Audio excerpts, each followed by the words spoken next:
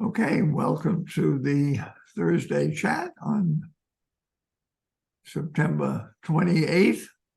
We have a number of announcements. The list has been growing. We'll start with Barbara Nadich, and welcome back. Thank you. I'm back mostly. Today I'm speaking on behalf of the Newbridge Members Association. Our election is coming up this December, and we just wanted to announce the following. The vacancies are going to be the 5,000 building for a 2-year term, the 4,000 building floors 1 and 2 for a 2-year term, cottages for a 1-year term, which will be filling out Fred Wolf, who has decided to resign, and we'll have a 1-year term for representative at large.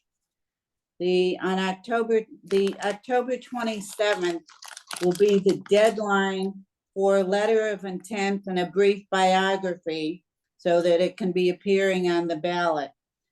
The election will actually be December 4th through 9th, and the announcement will be December 14th, and the term begins January 1st. If you have any questions, please get in touch with either me or Paul Blas, as we are the co-chairs of the election for NIMA. Thank you. Thank you. Tara Fleming Caruso. Thanks, Jerry. I just wanted to pitch Cafe Connect to the community. Excuse me. Cafe Connect is on Monday, October 2nd at 2 o'clock. It's a program designed for people who are living with memory changes, and it welcomes their care partners as well. But being Newbridge, we don't discriminate and we invite everyone. So everyone is invited to Cafe Connect. This one is particularly special because Leticia Prieto Alvarez, our PhD neurologic music therapist, is going to be facilitating. And if you have yet to be in her presence, you have missed out. So please, if you're available from 2 to 3, join us in the synagogue Monday, 2 o'clock. Thanks so much. Thank you. Jessica Colvin.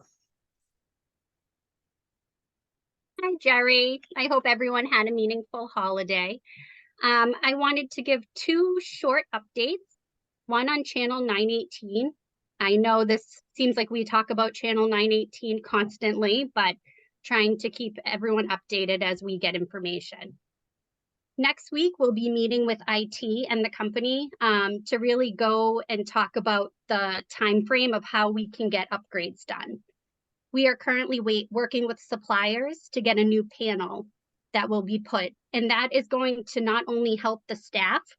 So right now, you frequently see Nancy Vega running back and forth with laptops, notebooks, trying to get things done for the channel. And this panel will really be a one-stop shop for all our staff to be able to control Channel 918. We also are in hopes that although it will not really make the quality that much better on the ends of watching it in your apartments, it will prevent the system from breaking down. So right now, at least once a month, we are sending out announcements via constant contact that Channel 918 has gone down. This really is going to help that. We, of course, can't always predict technology, but we are hoping that 99% of the time, it won't be an issue of it crashing. So there will be more to come on Channel 918, but I just wanted everyone to know that we are working on it and it is a priority of ours. My second announcement is October 28th, which is a Saturday. We will be doing a drug take-back program. So from 10:30 to 12:30, myself and a security officer from our security team have volunteered to help, and we're going to send out announcements to everyone, but we will be located and able to take back any prescription drugs or over-the-counter drugs that you may have in your apartment. I know myself, we kind of put them in medicine cabinets, we put away our medications, maybe we've had a change in the dosage or just not need it anymore, and it kind of just sits there. So this is an opportunity to bring down any prescription over the counter, not only pills, but creams, liquids, ointments, any type of medication besides anything with a needle can come down to us and we will get rid of it properly. Okay, we have a question from Carol Marlin.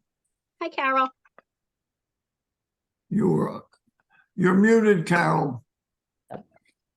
Quick question, when you update 918, will you be able to watch it? Because I know sometimes other places you can, such channels, when you're not on campus. In other words, being able to access it maybe through Touchtown or some other means, so that if you're off campus, you could connect, for example, to this meeting if you wanted to.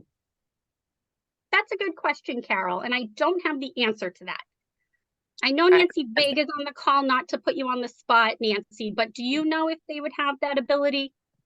Yes, so the problem is that we are considered technically a hospital. So once we expose ourselves to the internet, which we're already doing it in a controlled manner as far as streaming movies and stuff like that, it's part of a bigger conversation that I would need to get into with Jess and Matt about the possibility of having it open towards anybody. Well, Basically, if we open it, we have to open it completely, and that's part of a bigger conversation. So as of now, it's a no. Well, Thank you. may I just suggest it could be limited to the link that we have on Zoom, so someone has to join through Zoom. And the reason I would say to do it, because we all pay a monthly fee, and sometimes when we're not on campus and we're extended, maybe off campus, people go away for the winter or in the summer, that it would be nice to be able to connect with this community that is important to all of us. And I think if it's limited to Zoom, there would be, and to people who are obviously officially on Zoom, that would be available.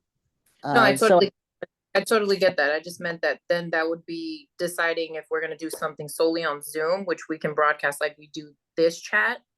But as far as like opening things like in Great Middle Hall and stuff like that, part of a bigger conversation, because Right. there really is no way to limit how much internet goes through because of our firewalls and because of how protected we are, since we're considered a hospital.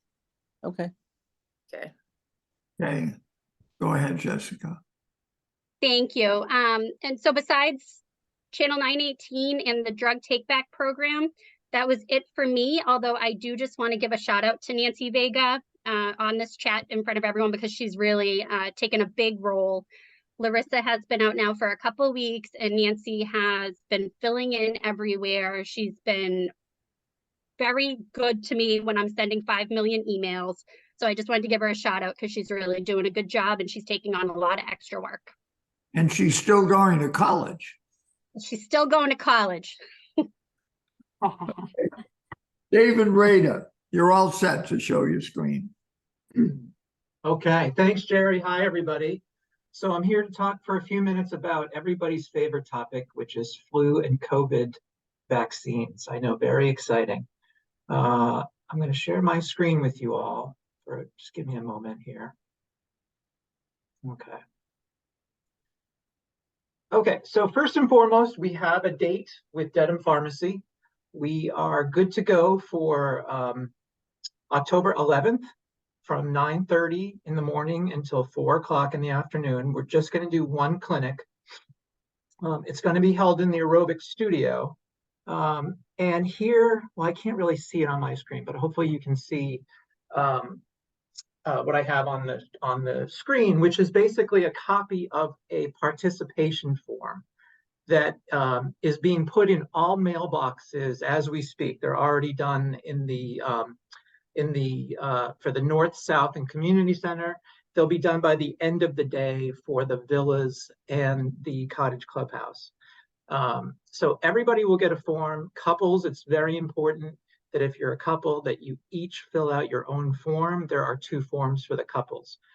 So just like in years past, one of the things I want to emphasize when you fill out your form is to please include your Medicare number. And there's a place for that right in the middle of the form. And the reason for that is because our friends at Dedham Pharmacy try to do all of the Medicare billing in advance. So that's going to help a great deal to include your date of birth and your Medicare number.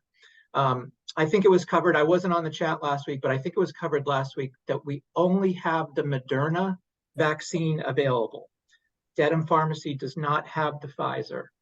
So you'll be able to choose from getting the Moderna vaccine, the high dose flu vaccine. You can do one or the other or both.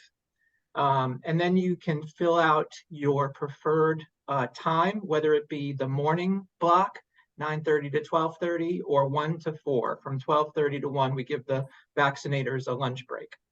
And then finally, you can check off if you need transportation assistance to get to and from the aerobics studio. So, we've done this for a couple years now. We have a good template, and it's worked really well. The form will outline the deadlines for when you need to pass in your participation form, as well as when to expect your appointment card in your mailbox with your specific time. I'm going to stop my screen now. So that's it for me. I can answer any questions you have about the clinic. Any questions? Joan Warshaw, are you raising your hand? You have to It unmute. looks like Betty has a question. Well, I'm going to take Joan first. Oh, Joan, okay. David, do you have any information on the Pfizer vaccine? I don't. I just know that I hear that there's been a shortage of that.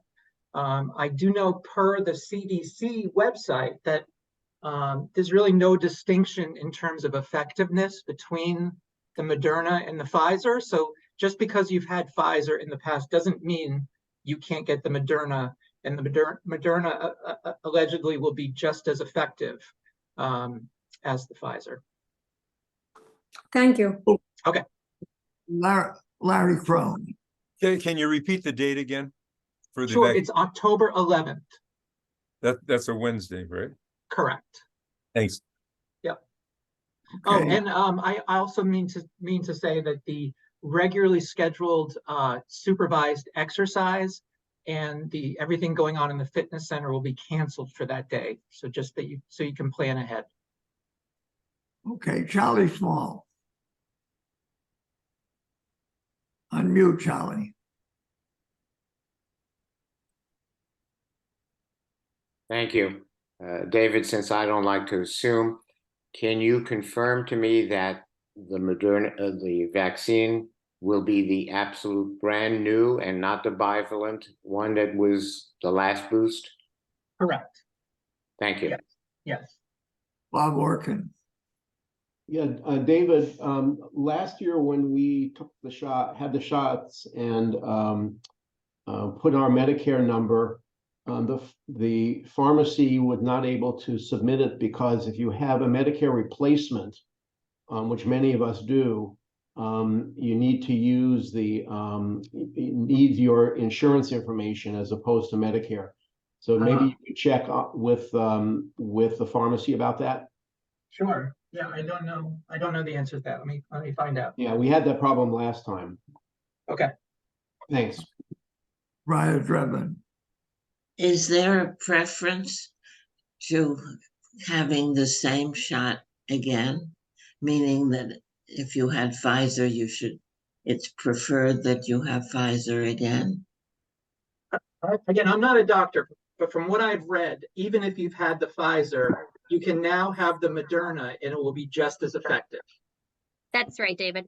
Just to chime in, they're saying that if you had Pfizer or Moderna before, getting the Moderna, you'll have the same amount of coverage as you did before. Elaine. Thank you. Thank you. Unmute, Elaine.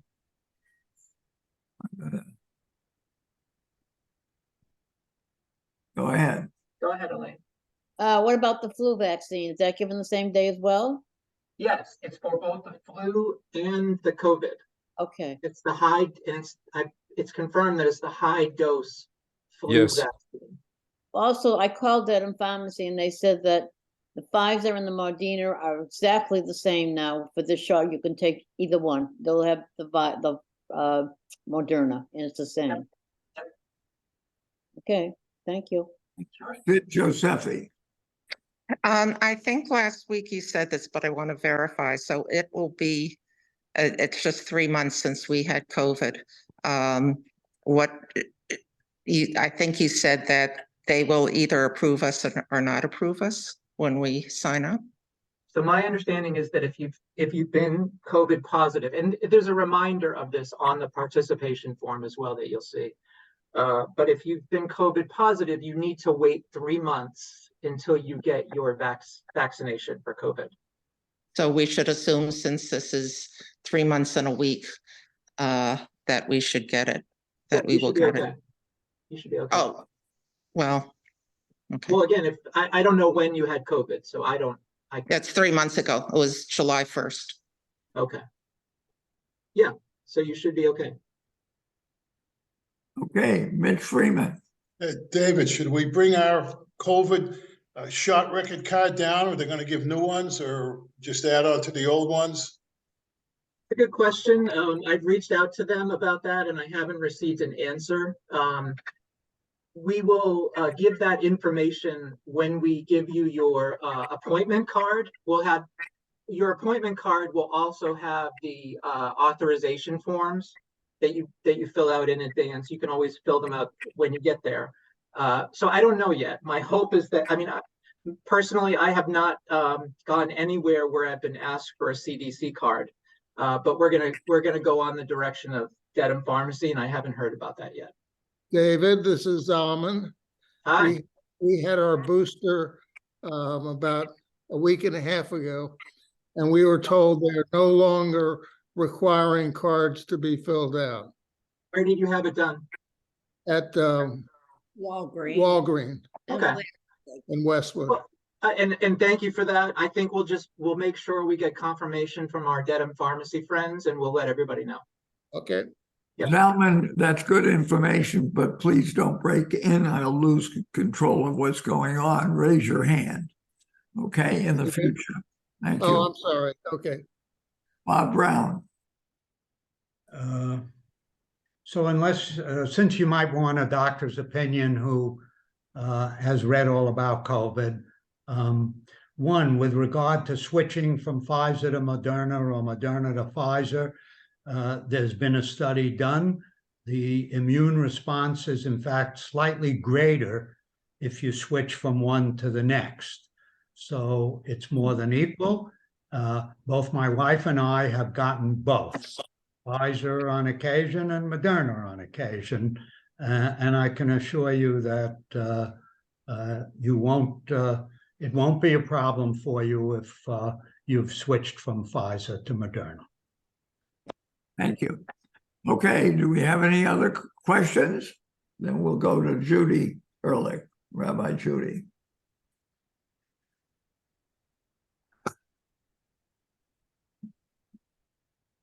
Rabbi Judy, you better unmute. I don't see where you are.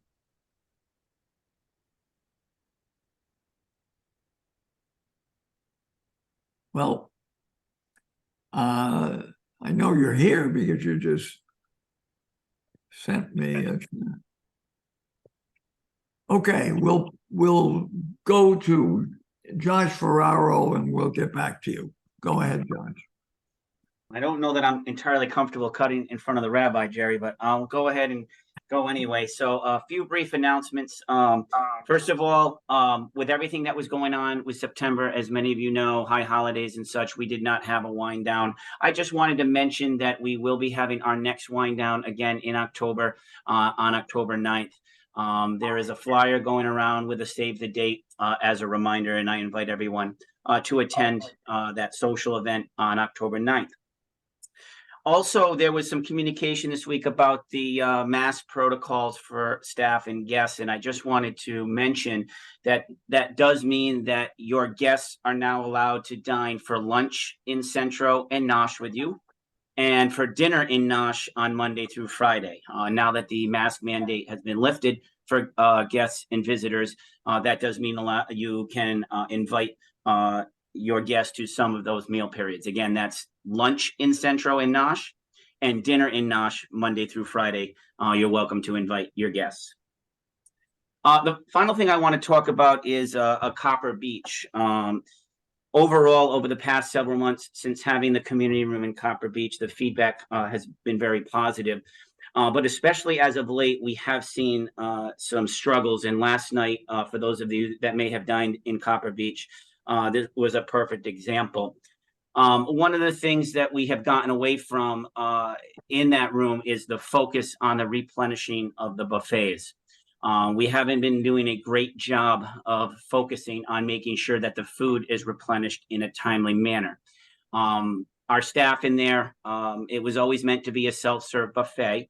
The Copper Beach community room was meant to offset some of the issues we have with reservations at times during particular dining hours in Central. And opening the Copper Beach allowed us to serve more residents who either couldn't or didn't have a reservation, knowing that we still struggle with staffing. So, limited staffing in there, a self-serve buffet. So we do need, in an effort to make Copper Beach as effective as possible, we really have to get back to the focus being on the replenishing of the food and the bussing of the tables. When we start to get into more of a full service mode, especially last night when the room was full, we're not able to do both. So that's where our struggles are. So I just wanted to get in front that we will be refocusing on the original plan to really focus on the replenishing of the buffet, making sure the food's restocked, that you have everything that you need in there, and then supporting the community when we can.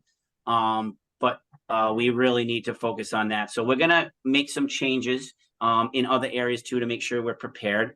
And we will be putting the right people in the right places that are able to effectively run that room. So I do ask for your patience and understanding as we make this shift to make sure that we can keep that Copper Beach up and running for the community. And for that, I do thank you.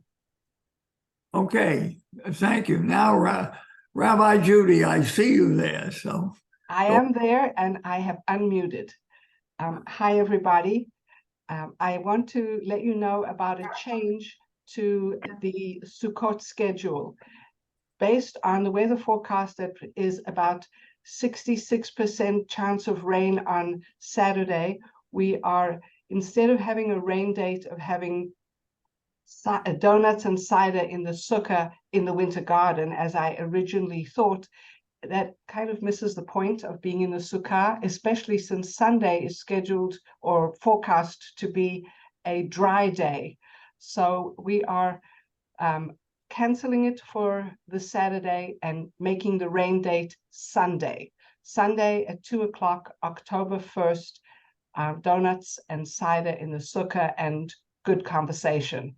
So I will send out a new flyer about it, but I just wanted to draw your attention and encourage you to come on down. Thank you. Thank you. And we have a question from Carol Mullen. Go ahead. Yes. Carol. Rabbi, is there a lulav and etrog available to borrow if we wanted to use? Not to borrow, but to use in the sukkah.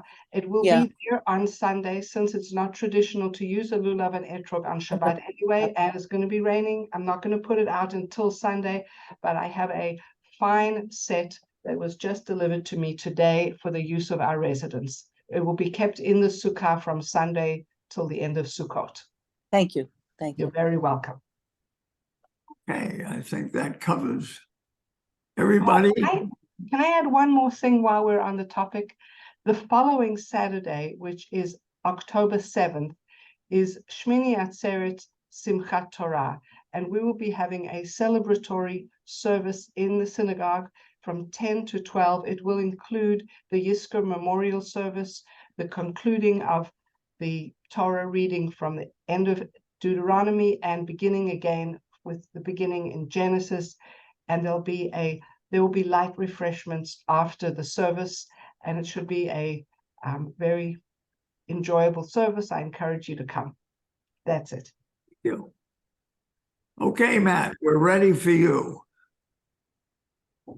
Jerry, I see a few hands up. I don't know if you want to grab them first. Oh, I didn't see those. They've come back. Okay, Barbara Goldstein, go ahead. Sorry, I guess you didn't get my email. I just wanted to remind everybody that the next hospitality, community, life program, social on a Saturday. It will be Saturday, October 7th from 2 to 3 in Great Meadow Hall. Come and enjoy. It won't be Wordle, it won't be spelling bee, but you will be challenged. So please join us. There'll be some goodies and it'll be a very fun afternoon. Thanks, Jerry. Thank you. Michael Ross. I think Jim Harrison had an announcement if he's still there. If not, I'll do it. But Jim, are you there? No, why don't you I'm go? here. Oh, all right, go ahead. Sorry about that. Okay. Yes. Can you hear me? Yes. Okay. Thank you, Joey. I'm here representing the Appreciation Fund Committee to remind everyone that the fundraising effort for our Newbridge employees is now underway. And I'm a relatively new resident here, and it didn't take me long to discover the very high level of service we get from the staff who serve us. And that's clearly visible in several areas. One is, of course, the people who come into our unit to do maintenance, to clean, to help us solve our information technology problems. Another, of course, is those who wait on us at Centro or not. And another example are those who take us shopping or drive us to our medical appointments. What's less visible, and actually much more service is invisible than visible, is all the people who are working behind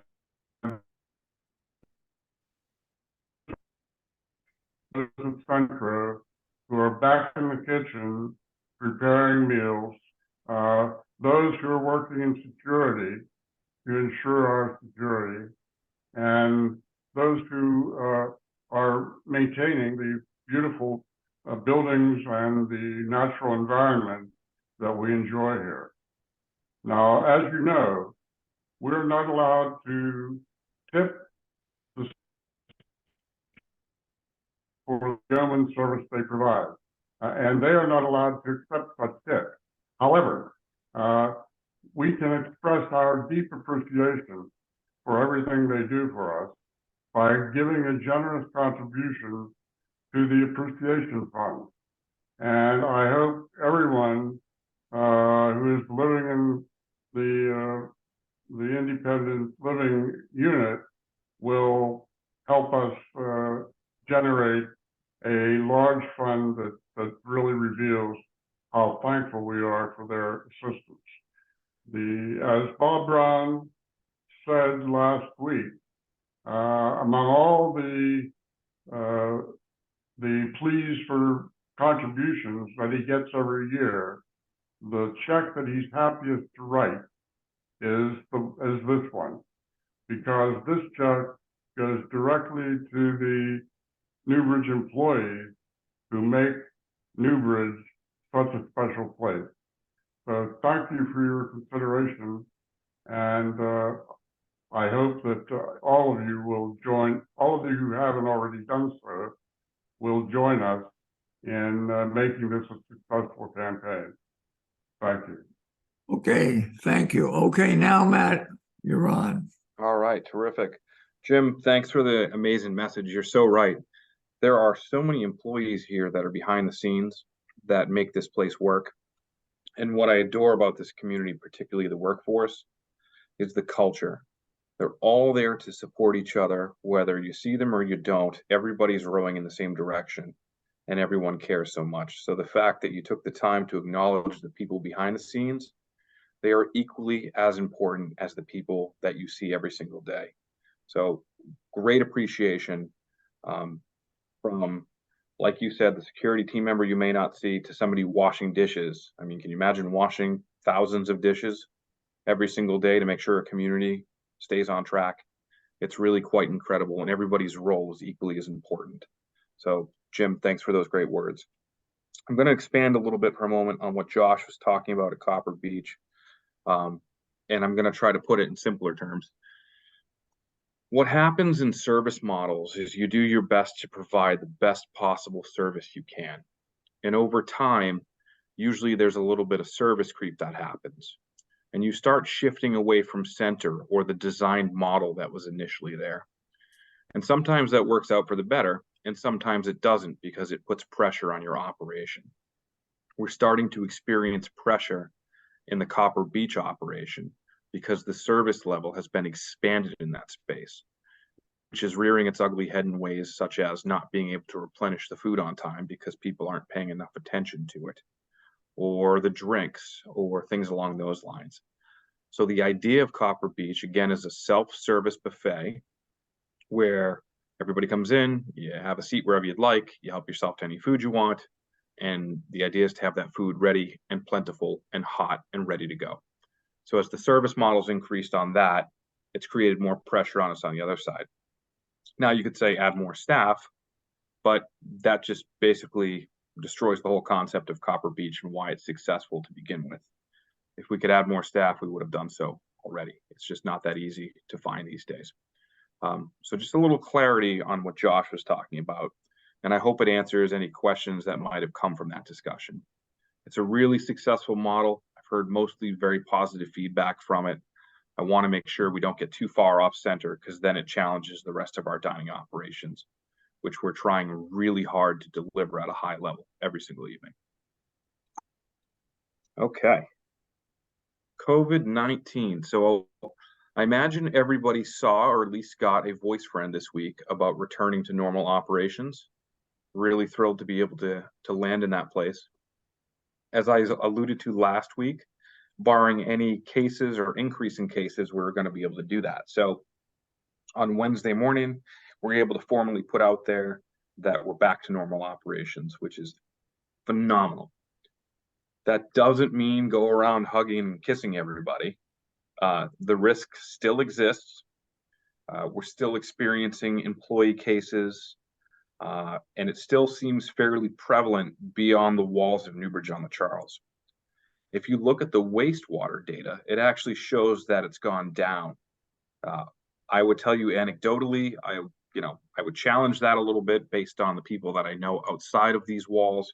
Seems to be an awful lot of people that I know that have COVID right now. So continue to protect yourselves, make good decisions, try not to put yourself at risk. If we find ourselves in a place like we did 3 weeks ago, from an administration standpoint, we'll do what we have to do our best to keep everybody safe. But ultimately, the responsibility is on you to do the best you can to keep yourself safe as well. So it's teamwork like we always do here in the community. I'm going to stop there and just see if there are any questions. Don't see any. Great. We're going to get vaccinated. We're going to make sure we're safe. We're going to wear masks when we don't feel good. We're not going to go to the dining rooms if we feel lousy. We're going to do all the things to keep each other safe. We do have Barbara Nadich. Okay, Barbara, go for it. It's not a question. I just wanted to give a shout out to Mario, who has been doing a phenomenal job within his capabilities in Copper Beach. And it is a challenge for him, but again, a shout out to him. Yeah, he's a super upbeat guy, and we are very appreciative to Mario as well. Mitch, I see you have your hand up. Yeah, Matt, I just want to let people know I've been here 5 years, and Tuesday night they had the best band you ever had here. And I heard Larissa was responsible for it. And I hope you guys bring it back because good music, people were dancing, everyone had a good time. But the thing I'd also like to point out to people is Larissa needs these ideas. She can only do so much. She needs ideas for music, for speakers and talkers. I've given her ideas and they've worked out. So don't be afraid. She's receptive to these ideas. She just can't think of them all. And this band was, I heard, was a resident told her about it.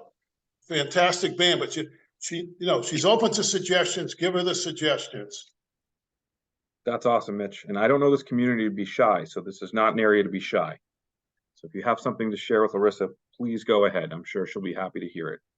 And the last time we heard, Larissa, I think, has a check-in at the end of this month. So we're here. So hopefully we'll have a date on her return very soon. Christina Rice sent out a voice friend to everybody, sharing that the pool was out of operation. Apparently, she went in the pump room one morning and there was a leak. And so that leak has been fixed. The pool is back in operation. However, that leak caused an electrical problem with the hot tub. So the hot tub is out of business. So, you know, one way or the other, you can't win. It reminds me of a friend who had a sump pump that leaked and sprayed everywhere, and it hit the GFI protector and it tripped the whole thing. So the sump pump didn't work. So it's a comedy of errors that are occurring in that room. But the pool is back. So for all your swimmers, you're back in action, and a shout out to Christina for the quick resolution on that. That was great. I want to remind everyone that parks out in front of the 5,000 community building.